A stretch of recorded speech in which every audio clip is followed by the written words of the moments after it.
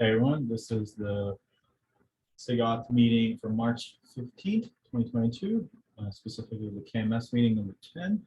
Let's get started. Do folks have updates? I've seen a question from you, Christoph, in regards to some of the API semantics of KMS. Does that make sense? Yes, sure. So my current implementation was under an assumption which is wrong, which I can see from the source code, that the KMS plugin also does the encryption, but it does not. So this is something that I need to change. But anyway, so my question was, if we introduce a AES GCM just to the KMS plugin, it's just half the way of the solution, right? So it's pretty nice that we have stronger and authenticated encryption for the DEX, but we would also need to add AES GCM then to the envelope logic in the API server, right? Yeah, so in the discussions we've had so far, that latter piece, the envelope logic in the Kubernetes API server, is what I believe we were all discussing as this point, as the thing that we're trying to fix, which is that when, if we imagine a protobuf format that we're using to store encrypted data, the mode, if such a field exists in there that is in there, and it says AES GCM, it's referring to the Kube, how the Kube API server did the encryption of the data using whatever ephemeral key that it created. It is unrelated to how the KMS plugin would encrypt the actual data encryption key. I also agree that that should also use AES GCM, but the API server cannot do anything about that. The KMS plugin could just literally just return the unencrypted key. The API server's not gonna check or no. Does that make sense?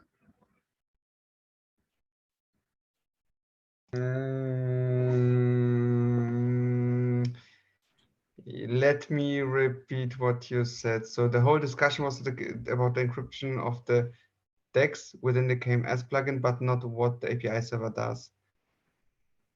So this is what you said, right?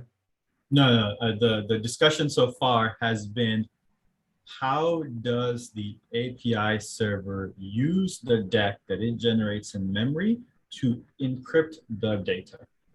And it is today 100% hard-coded to AES-CBC, and nothing a KMS plugin does can influence that or otherwise improve it. And we want to, as part of various changes to the storage and other things, go ahead and tell the API server use AES GCM always, but instead of implicitly using it, let's put it somewhere in the storage format as the mechanism that was used. So if in the future we want to do something else for any reason, we're ready to make such a change. But if such a configuration existed, it would be telling the API server, how do you use the DEC, not telling the KMS plugin what it should do with the DEC when it sees the gRPC API. Okay, I understood everything except the last part. So we don't tell the KMS plugin what to do with the DEC? Yeah, so the plain text that's sent over the encryption call is the DEC, but it is opaque to the KMS plugin what it is. It's just a series of bytes. Exactly, and, yes. And the KMS plugin is asked very nicely, please encrypt this and send me the ciphertext back. It is up to the KMS plugin what it wants to do. So in our reference implementation, that would be AES GCM using a key hierarchy. Right? But the KMS plugin is free to do whatever, including not encrypting, because we can't make it actually do encryption, right? It just base 64 it and just send it back to us or something. Right? Like one of the things that I had proposed a long time ago that I don't know if Alex ever did was to take my Citadel thing and to strip out all the encryption and just return the keys as a way of measuring just the pure impact of having a KMS plugin at all, right? Because it's not making any network calls, it's not even doing any encryption, but if it's present in the loop and is causing gRPC connections to be made and funneled through the API server, if you measure two API servers, one with and one without on the same hardware, under the otherwise same configuration with the same load, you can kind of get a high level estimate of like, what is the actual cost, pure like 100% cost of the API at all, that we can never actually get around unless we came up with a completely different architecture. But yeah, so I believe in the key hierarchy within our KMS reference implementation, we would use GCM. And last time when we had talked about the proto config that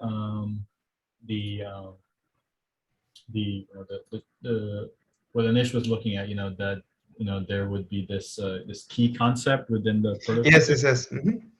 We had talked about, well, maybe it would be nicer for it to be more like there'd be more fields available so that there could be more metadata. I could imagine metadata that a KMS plugin emitted, which was, well, what is the mode I used to encrypt the plain text that the API server sent me? And, it might be ASGCM or whatever, right? That way, if we go down the route of including metadata, I would hope our reference implementation would also include that mode as part of its metadata. So that way we have both flexibility on the API server to change things in the future, but also within the reference implementation. That way we avoid as much implicit things as much as possible. Yeah, that makes sense. Yes, this was the second half of the discussion last week, right? Yep.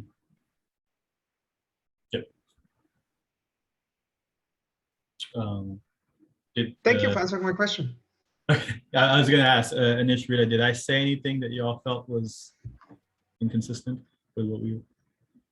No, that was totally right. But at least from the POC that I have now, I've used CBC, but this is good that we will be moving to GCM. Yeah. I was actually going to ask, like, should that change happen? Like, we could work on it in parallel, right? That particular change. The change. Switching default to GCM. Yeah, right? I had the PR like 2 years ago that basically did that, and we just decided not to pursue it because we were like, oh, we'll fix everything, and we just then did nothing. So yeah, if we want to, we still have 2 weeks in 124. If someone wanted to revive that PR, which just basically gave the API server the capability of using GCM, not making it use it, I think we could go ahead and add that as a thing. But does that require a cap, do you think? I don't think so. I think that's within the kind of the scope of like an implementation detail that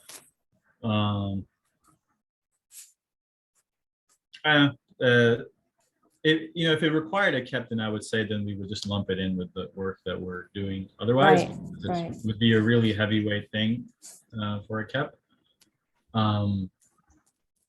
Okay. But it might need a cap because either we make it add a property where you can configure how we want, for example, the envelope encryption to happen. If it should, the default would be then CBC, so it's a behavior that you know, or you could change it to ASGCM. Or if we would just forcefully change it, for example, to GCM, the encryption wouldn't work, right? So we would need some kind of logic that if GCM fails, then please try CBC and assume that it worked, right? So the PR I had, all it did was give the API server the capability of reading GCM data back, but it only let it use CBC and did not change actually any behavior. It just made it so that if in the future it encountered GCM data, it would understand it and be able to do something about it. The idea being that then one release later, or maybe even more, you just flip it to say, I always use GCM. And then it doesn't matter because you can always downgrade back. Like you must be able to downgrade one release. So that flow still works. And then if you cared as a consumer to go towards GCM or go back towards CBC, whichever way you want, you just run storage migration. That was sort of the framing, because then it kind of lets you, basically uses the multiple release cycles as a way of avoiding the API, because it basically says, this is the new default. It is obviously not compatible with the old one, but we can gracefully move you forward and let you gracefully move back, and you're fine. So like, we haven't introduced any breaking change by changing the format. We've just pushed it across enough releases that it's not a breaking change. Okay, cool. So sorry, let's revive this pull request because it's useful, because there was no wholesome solution yet. Yeah. Do you want to pick up your PR again? Maybe.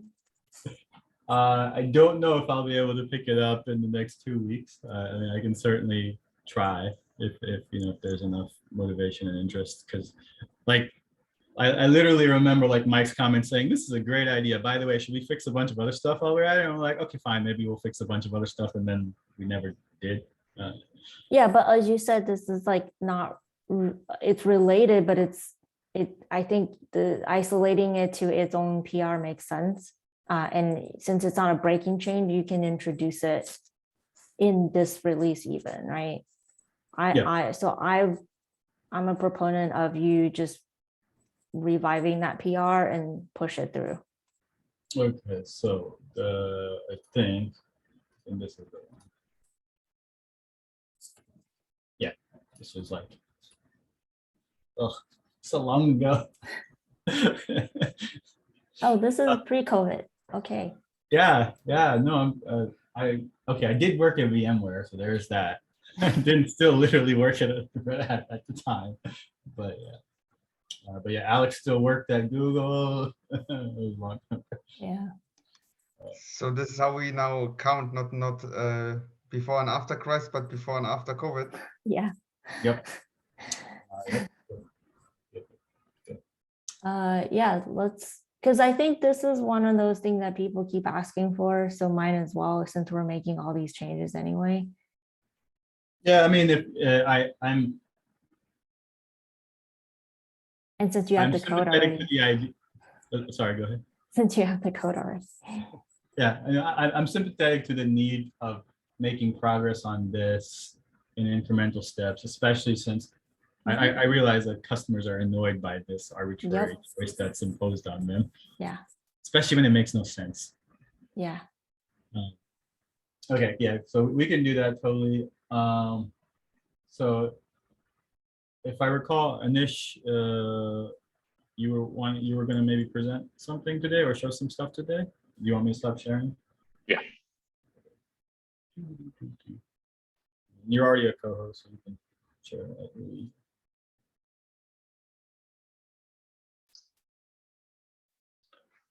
Okay, so I have a working POC on what we discussed last time. One thing was I ran into an issue with using protobuf for serialization. So just for the POC purposes, right now I'm using JSON. But again, changing that should be pretty simple, right? But in terms of the things that I did, basically what I did was I created a new API, a new proto file, so v2 alpha 1. And then in v2 alpha 1, the things that we are adding is we're adding this new string UID field so that we can observe requests going from API server to the KMS plugin. And then also, like Mo mentioned, right, this new key field. Right now, I am using this key only for the encrypted local KEK, but I think we can also add additional metadata here. And in terms of the Azure KMS plugin, I was thinking we can send metadata on which KEK was used to encrypt, which KMS KEK was used to encrypt this local KEK, so that when we get it for decryption, we don't have to scramble through all the versions available. We can just pick the version that's there in the metadata and just try and decrypt with it. And then in the encrypt request, we are adding a new UID field. And then in the encrypt response, basically the KMS plugin sends the encrypted local KEK, which was used for the encryption. And then in terms of the changes that I had to make, most of it was in transform to storage and transform from storage, basically reading through the serialized data and then sending the encrypted KEK and then the cipher in case of when you do an encrypt, you get the cipher and the encrypted KEK from the KMS plugin, and then you add that into etcd. And then similarly on the decrypt call, we send the, where is decrypt? Yeah, and then in the decrypt call, we can actually send the UID and then the data, and then here it's nil, but basically I'm also sending the encrypted KEK. So the KMS plugin has all the information when it has to encrypt. So I think the majority of the changes were in the KMS plugin. And then I looked at Mo's Citadel already, right? And I think that implemented a lot of things that we need, although it was for getting the KMS KEK and using it. I was able to reuse most of it for actually locally generating a KEK and then using that for encryption. So basically, I'm creating a new KEK service in my KMS plugin, and then I'm using some of the logic that's already used in our API server for generating the key and then also storing it in an LRU cache. So I have a transformer LRU cache where I'm storing the base 64 encoded encrypted key and then the decrypted KEK, so that whenever the calls come in, we can just automatically use that. And then at any given point in time, I have one KEK which is used as a nominated KEK for encryption purposes. And then I added this encryption operation counter, which basically can be configurable, but right now I'm setting it to 5 just so that we can see in the demo. But what this does is it reuses the same key for encryption certain number of times. And then when you hit the limit, it will rotate that KEK. So in this get logic, we are saying if this particular encryption KEK has already been used for 5 or more operations, less than 5 operations, then we can still reuse this KEK for encryption. So just get it from the cache and then return it so we can encrypt it. But if we have already exceeded 5 operations, then what you do is you go and rotate this locally generated KEK and then use this as the new KEK going forward for all the operations. And then here in rotate encryption KEK, if we can see, basically we are generating it exactly similar to how we're doing it in Cube API server today. And then the next thing we're doing is we are actually making a network call to Key Vault to say like, hey, I have this local KEK. Can you encrypt it with the KMS KEK for me and then give it back?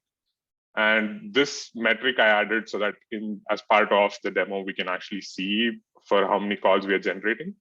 But yeah, after we do that, we're basically adding the encrypted KEK to the cache, and then we also have the encrypt key so that whenever the calls come in, we look up the cache, not found in cache, then we can go outside. And then question, Anish. Yeah. So maybe it was the last thing you just said. Where's the logic for when you? I guess this is just encryption, right? You haven't gone over decryption. The decryption is basically in the get. So this is the part for decryption, right? So when decryption calls comes in, so basically we know that this encoded, we get this encoded KEK from encrypted KEK from the gRPC call already as part of decrypt request. So the first thing we do is we look up the cache to see if it's already found in the cache. If it is not found in the cache, then we take that encrypted KEK and then make a call to Key Vault to say, hey, look, I have this encrypted KEK. Can you decrypt it for me using your KMS key? Sorry, yeah, that makes sense. Yeah, and then if once we get that, again, we have a metric here just so for the demo purposes, but also we can have it. And then once we get it, we also add that KEK to the cache, and then we send it back so that that can be used for decrypt. And then in case of the local encrypt and decrypt that we talked about, so we talked about AES CBC being used in the Cube API server. So I followed along what Citadel is doing and used AES CBC also for encrypting the local KEK in the KMS plugin. So that is in where's CBC the go? Yeah, so this is very similar to what Citadel is doing, right? So we're basically creating a new AES CBC service, and then we are actually doing decrypt and encrypt. And then this decrypt operation is basically decrypting the local KEK, using the local KEK to decrypt the deck, and then encrypt is using the local KEK to encrypt the deck. So nothing else changes. It's just we have another KEK which is there in memory, and we're using that. So we have that, and then what else in this PR? Yeah, I think majority of that was that, and then obviously in some of the logics where we were directly calling key vault, I just had to swap it to use the local encrypt decrypt.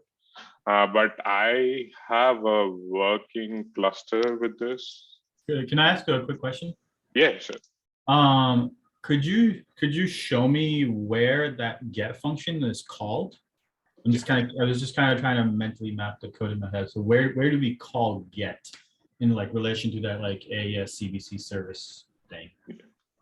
Yeah. So basically, when we are actually doing decrypt, so this decrypt is called when the gRPC request comes in, right? So here, when we call decrypt, we give it this encoded KEK, which we actually got as part of the gRPC encrypt decrypt request. And then it uses that to say, hey, go get block. And then get block is what is just doing get. So it's doing go get the KEK.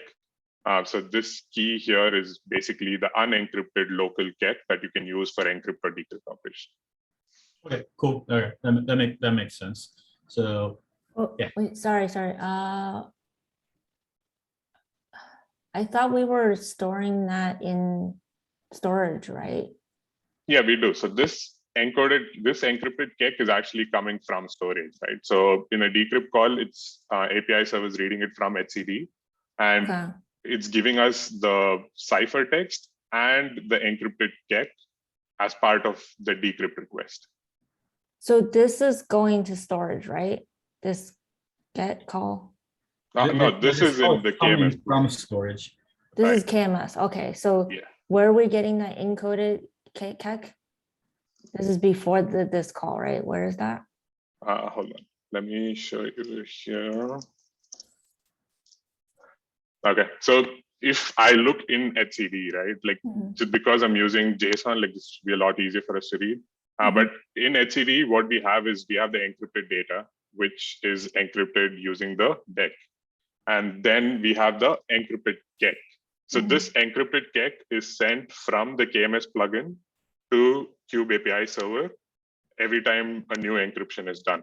And this encrypted KEK is a local KEK that was encrypted using the KMS KEK. Right. And then when we do a decrypt call from the API server, the Cube API server reads this data from etcd. It sends the encrypted data, the encrypted deck, and then it also sends the encrypted KEK to the KMS plugin. So we have that encrypted KEK here now, and what we're trying to do is look up in our cache in KMS plugin to see if we already have the unencrypted value of it. If we do, then we can just use that to decrypt the KEK ciphertext. But if we don't have it, we make an external call to key vault to say, hey, this key was used to encrypt this local KEK. Can you decrypt it and give me the data? Gotcha. So this KEK.get is actually calling the KMS. So it looks up the cache, and if there is a cache miss, it will call KMS. Okay. Can you go into the get call? Yeah, sure. Sorry. Yeah, so we're actually mimicking what we do today with decks in API. So yeah, so this is the get call. So if encrypted KEK is nil, that means it's an encrypt operation, right? Because there is no data available. Currently, I'm assuming it's an encrypt operation, but this can also mean this is old data, but like that's a case we have to handle. But let's go down the route where this is a decrypt operation. So we are not in that if loop, right? So if we are not in that if loop, basically we are saying, go look up the cache first thing with this encrypted KEK. If it is available in cache, return the unencrypted KEK, so it can be used for other further operations. But if it is not found in the cache, we already have the encrypted KEK, which is this. So we go and make a call to key vault to say, hey, can you unencrypt this for me? Gotcha. Yeah. Decrypt, sorry. So that's the call that I was looking for. Okay. Right. So this is a call to keyword. Okay. Yeah. And then, so I have a working cluster, right? So this is basically like how I'm storing it right now in etcd, like, but we can move to Proto after this. But I And have, if I could make a quick comment, I think we already talked about this last meeting, but I think both in the code and in our APIs, we're going to want to be very careful with how we name all the variables. yes, Because basically all of them are like KV, key vault, key this, key that, and it just like it gets like the questions that Rita just asked, are basically like conceptualizing, all right, like which part of this hierarchy are you in, right? And it's hard to talk about it because you're just saying the same words over and over in different contexts, right? But yeah. I think there was a point in time yesterday where I was just going around and around because all my variables were like, wait, encrypted, encoded, which one is what? But definitely, like when we clean up this implementation, yes, the variable names and how we name things is very important to understand the hierarchy. I mean, now that you explained it, I think the encrypt deck and encrypt CAC and encrypt data makes sense to me. Like, I mean, this makes a lot of sense, like the way it's stored. So I'm actually okay with the naming of these things in SCD. I think it was just in the code. Yeah. It was confusing, like get and decrypt, because everything is decrypt, but who's calling decrypt, right? Like it's a local decrypt or it's a KMS decrypt. Yeah. Okay. So yeah, I have the KMS plugin running. So if we look at the logs, like right now, I'm just logging some of the things. So there's also the health check request and all that, right? So if you see here, basically like for encrypt operations that happen, it says, hey, look, I found the check in cache. So I'm just going to use that for encryption. So you can see count 2, count 3, count 4. And then because we set a limit of 5, it says, oh, I've already hit the limit. So I'm going to rotate the check that I have locally, so that for next set of encrypt operations, I'm going to be using a new local check for encryption. And then in terms of metrics, so if you look at this metric, basically this is the total number of encrypt calls and decrypt calls that the KMS plugin is doing, right? So this includes calls from API server, health check from API server, then health check from my KMS plugin as well. So if you see here, basically there's like 4,200 decrypt operations that were called within like since last night. And then similarly, there's like about 4,200 encrypt calls too, right? And then the metric that I added, the KMS encrypt, KMS decrypt, was to see how many calls we're actually making to key vault. This number is divided by a factor of 5. So if you look at it, it's only 780 instead of the actual 4,200, because we are only encrypting it and storing it in cache. And then even in terms of cache warm-up, we actually don't have to do a lot of warm-up. So we just, when the KMS plugin restarts, it generates a new local check that it'll use for new encrypt operations. But if API server sends an old deck and old check saying, hey, can you decrypt this for me? It'll say, oh, this is not in my cache. I'm just going to go call key vault, decrypt it, and then put it in my cache. So we can do that. And then in terms of all the configurations, I think we can have similar things, right? Like today we can configure cache size in API server. I think we would be able to configure cache size even in the KMS plugin for how many local checks it can store in memory. I think that can be what KMS plugin providers want to do. And then also in terms of how many times they can reuse a single local check for encryption can be a factor that they can decide based on how many calls they want to cut down, like based on rate limits available with Azure Key Vault or something like that. They can say, like, I want to reuse this particular local check for like 1,000 operations or 10,000 operations. Basically, they will reduce the number of calls by that factor. Can I ask a question? So this cache is for the local CAC is in is maintained by the plugin, right? The KMS plugin, right? Yes. What happens what if there are multiple? Right, so you're using Azure Key Vault as your orchestration layer, right? So as they generate new keys, if a different instance of the KMS plugin sees a key it doesn't understand, it just asks Key Vault, hey, I don't know what this is. Can you decrypt it for me? And then it'll cache it locally. Well, specifically, I was thinking like control plane scenarios. If there are Still, multiple plugins, yes. they all have Yeah. their own cache, right? Yes. Yeah, that also Okay. works really well. So like none of Mhm. them have to maintain the same cache data. Like Uh-huh. they can just be they can maintain their own set of cache. Because it would Whenever just check for the cache, and if it's not there, it will try to get it from KMS, and then it will store its own cache, Exactly. right? But they're Okay. effectively stateless, right? They have a cache, but at any time they can be restarted and basically rebuild that cache using the Azure Key Vault in this case to fix it. Yeah. Um, Yeah, that's why I was saying there is no cache warm-up required for the KMS plugin. It only has to get data and store in cache on a need basis. Like if someone says, hey, decrypt this, and if it doesn't have it, it'll go get it from Key Vault and then cache it. yeah, so thinking through this, let's say the default key reuse inside of the KMS plugin is like 1,000, or maybe 10,000. Mm-hmm. He's kind of use it a little bit. In like a medium-sized Kubernetes cluster, you probably only would need to make 3 calls to KMS, right? Because you would basically have 3 API servers, so they're likely to have 3 KMS plugins with 3 keys that were actively realistically being used at any given time. And if you're doing your regular storage migration, you basically coalesce onto 3, right? So even if you pretend it's coalescing towards 10, it's kind of irrelevant.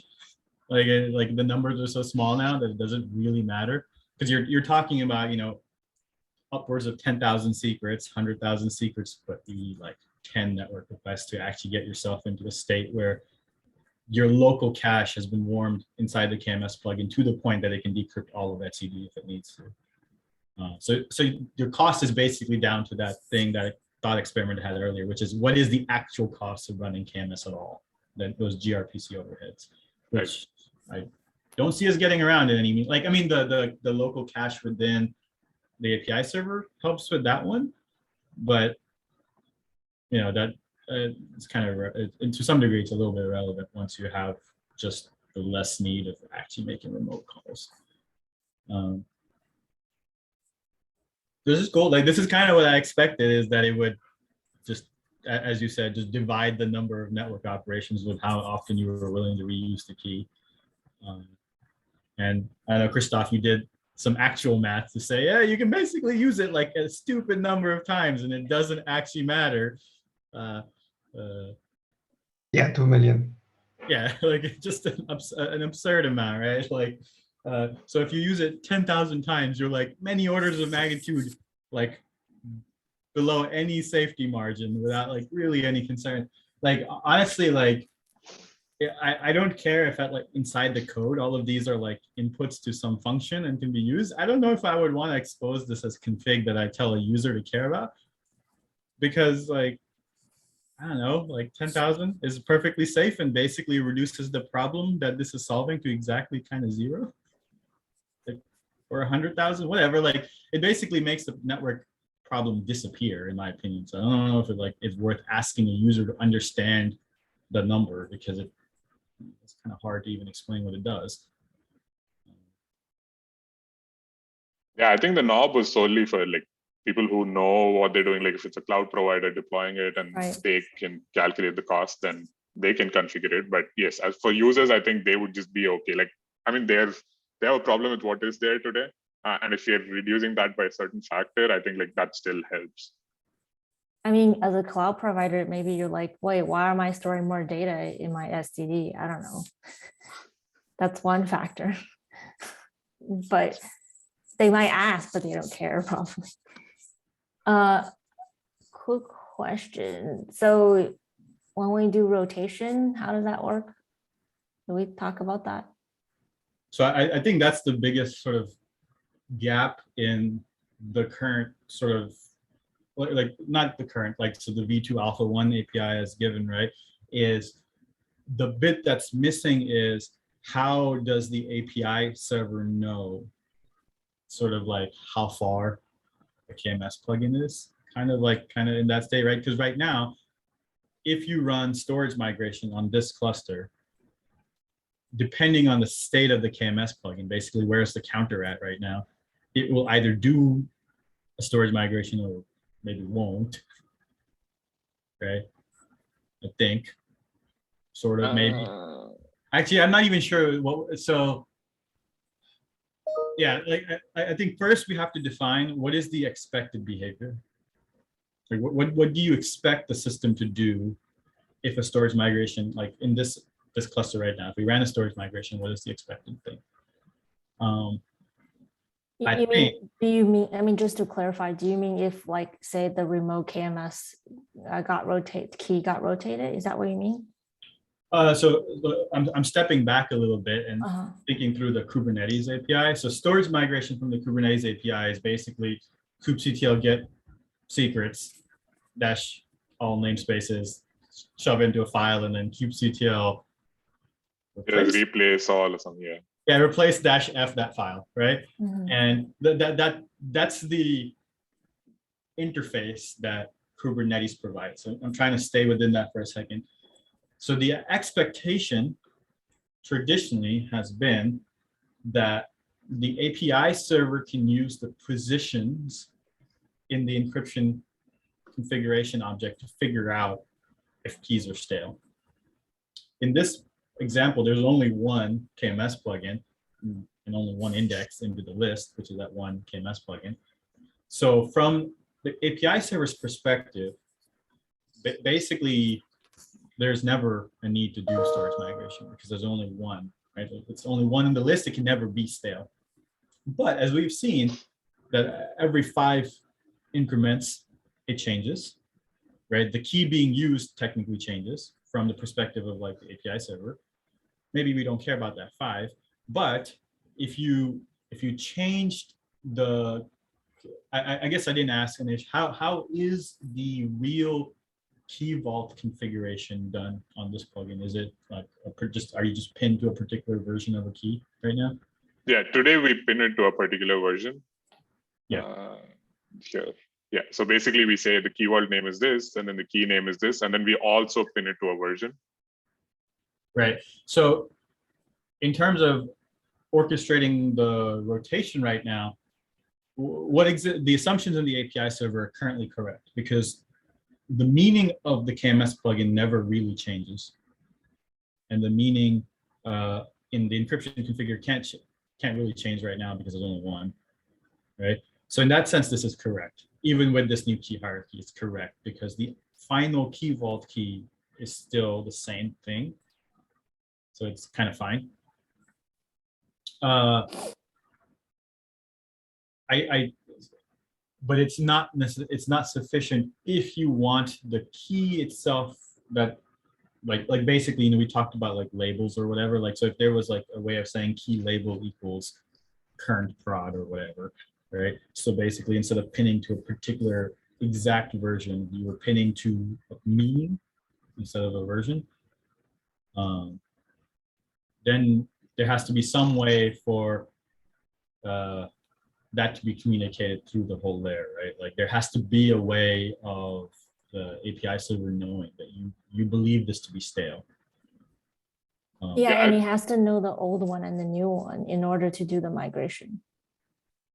Right. So I was thinking if there is a second layer of rotation, so if KMS KEK gets rotated, right, this additional metadata that Mo talked about can be helpful. So today, as part of the bytes key, all I'm sending is the actual encrypted local KEK, right? But let's say we have an additional metadata field or we reuse that field. In that metadata field, we would have this encrypted local KEK, but also like for Azure KMS plugin, like we can say, this was the version of the key that I used for encryption. So let's say the key got rotated in key vault. So there is V2 and then there is V1, and everything that's there in etcd right now is encrypted with V1, right?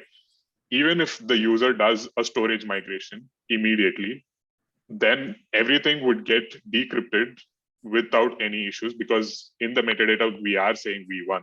So we will go to Key Vault and say, hey, don't have this in cache, decrypt this with V1 and give it to me. And we still would only make one decrypt call, because the first time it's not in cache, we make the decrypt call. Then for all the other secrets that come as part of storage migration, we don't have to, it's already in the cache. Decrypt would work fine.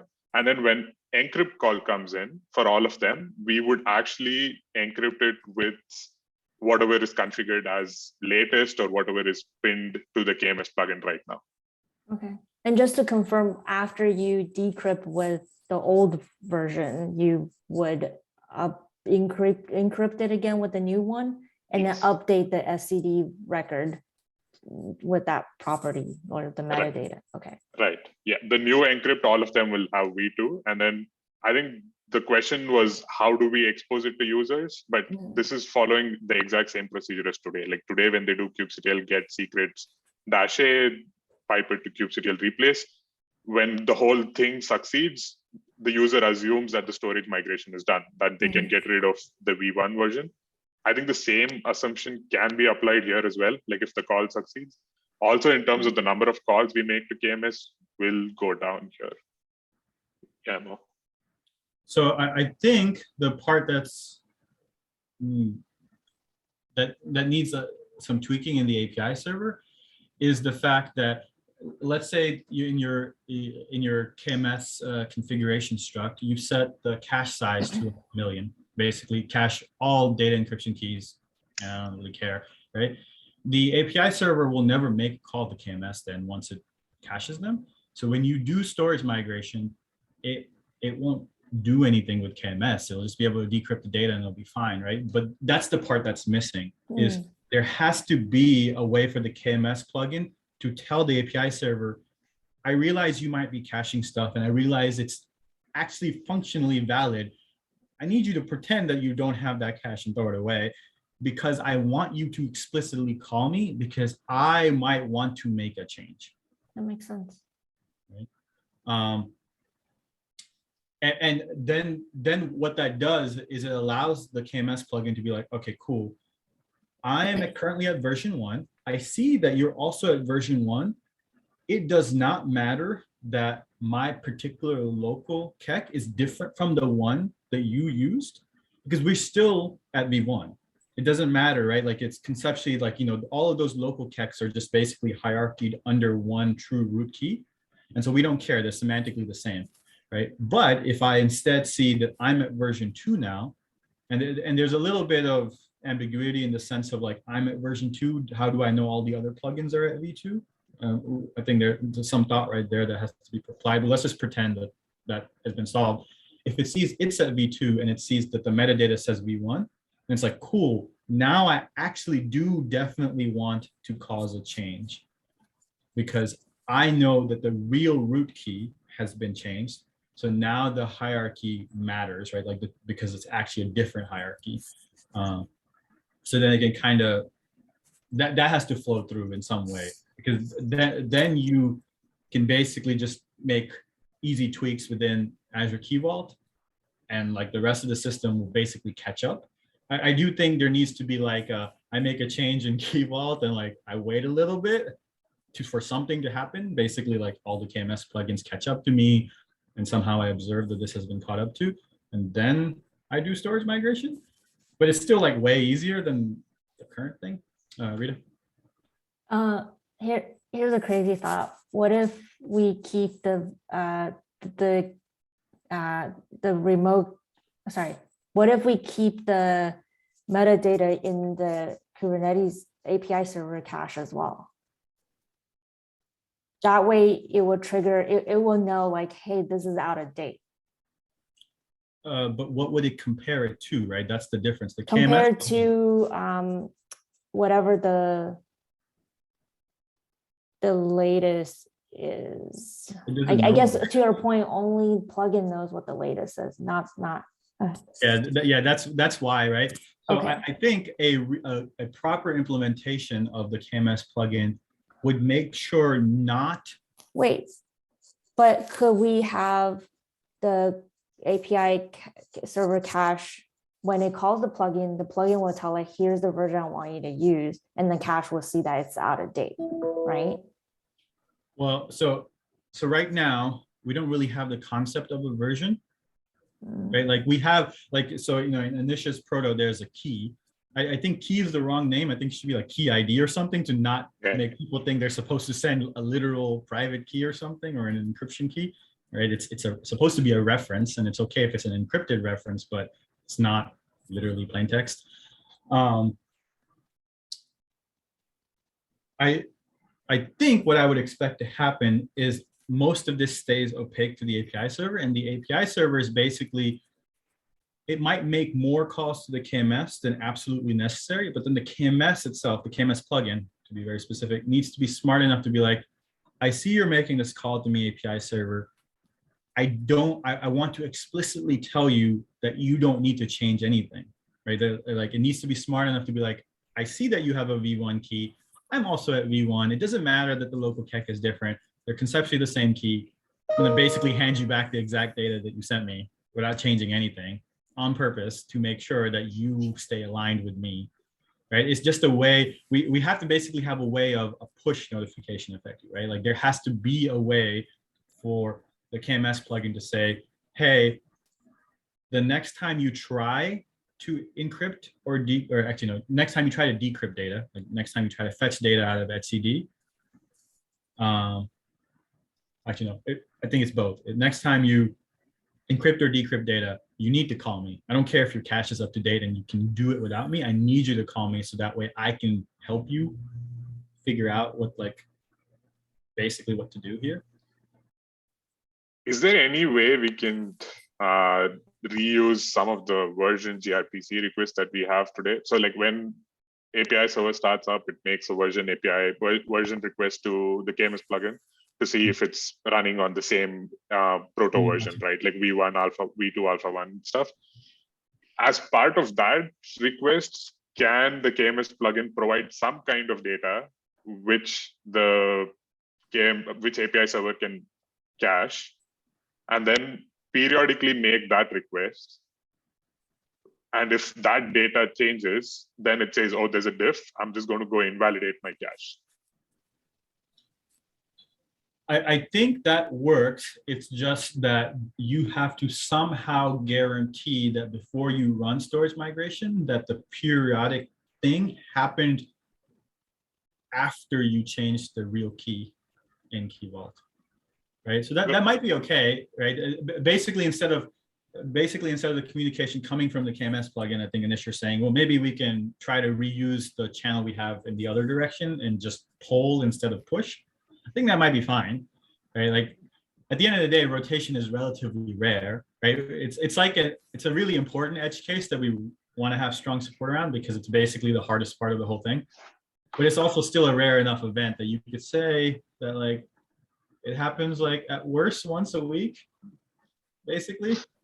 Like maybe once a day at the really crazy edge cases. So it's like, okay, fine. If you pull like every minute, asking the plugin, hey, are you good now?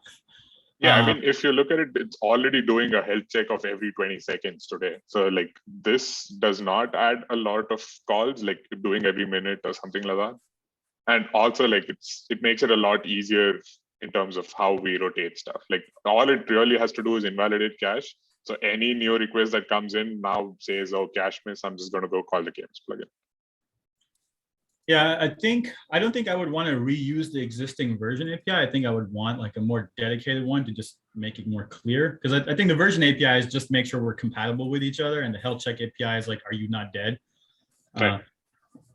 So I think in the proposal we had this health check request, health check response. Like I think that might be a good one. That basically is the KMS plugin saying, yes, I'm up and running. And then we can also add certain fields there that we think are valuable, like saying key rotated true or false or something like that. And we can just do that health check API periodically. Like we don't have to do multiple requests. Yeah, I guess we might want to then sort of rename that to like status, right? Like overall status. It's not just are you healthy. It's also like what is your current state. I like that. And yeah, within the scope of status, it makes sense, right? To say I am healthy. I can talk to like I'm healthy because I recently had a successful interaction with Key Vault. Like that might be the definition of healthy for the plugin, is that within the last 10 minutes, I made a successful network request. So I'm healthy in that way. And by the way, in that last, I guess, there has to be some definition of like how does a KMS plugin know that it's now at V2 versus V1, and like how recently did it check?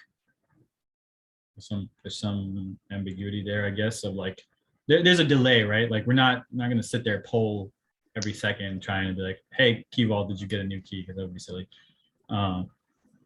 So I guess my question to y'all would be, all of these sort of layers introduce some delay. How do we know when all of the delays have effectively caught up? Is because once all of them have caught up, then you can run storage migration. Okay. But before then, running storage migration is safe. It's perfectly sound. There's nothing wrong with it, but it doesn't necessarily do what you want.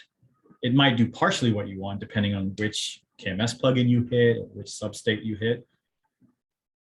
But today it's really obvious when you rotate versus not, because you have to orchestrate the whole thing yourself. So like there's really either you get it right or you break your cluster in some funny way.